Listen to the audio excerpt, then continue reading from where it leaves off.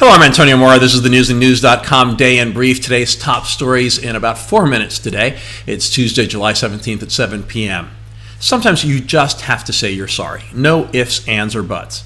President Trump just couldn't do it.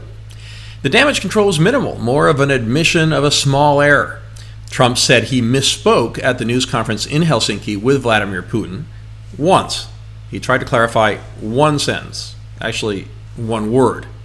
He said that when asked whom he believed, Putin or U.S. intelligence agencies that found Russia meddled in the 2016 election, he meant to side with his intelligence community. He insisted he meant to say, quote, "I don't see any reason why it wouldn't be Russia." During the news conference, he said the opposite. Even if you accept he misspoke, does one word change everything else that was said during a week-long trip to Europe and a news conference with Putin where Trump made a series of controversial statements and repeatedly showed deference to Russia? We know White House advisors' heads were blowing up during and after that appearance with Putin. I suspect they blew up again on Tuesday because as soon as Trump gave his wouldn't explanation, he backtracked again when he seemed to refuse to stick to his script. He read, quote, "I accept our intelligence community's conclusion that Russia's meddling in the 2016 election took place."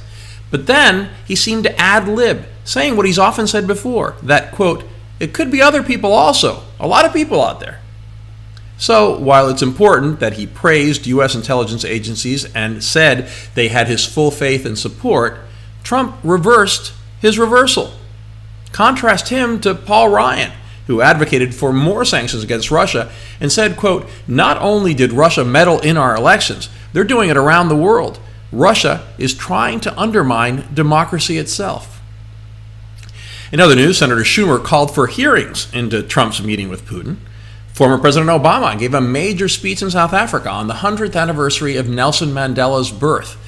Without naming Trump, Obama repeatedly criticized his successor's policies and behavior. He said that, quote, "strongman politics are ascendant, that every day we see more head-spinning and disturbing headlines, and that there is an utter loss of shame among political leaders." Also, an ISIS bomb killed 20 people in Afghanistan. Special counsel Mueller asked a judge to give immunity to 5 potential witnesses in the Paul Manafort trial, which is due to start next week. The crazy story of the young Russian woman gun activist charged with acting as a Russian agent in the U.S. got a little crazier. And the EU and Japan signed a major trade deal in what they called a message against protectionism. Despite all that, the NASDAQ hit an all-time high. Now our alternate universe segment, the great divide between conservative and liberal media. After a day where most of the right was critical of Trump's words in Helsinki, on Tuesday we saw a shift. While few supported Trump, the focus often moved to attacking the most extreme of Trump critics. And they certainly provided ammunition.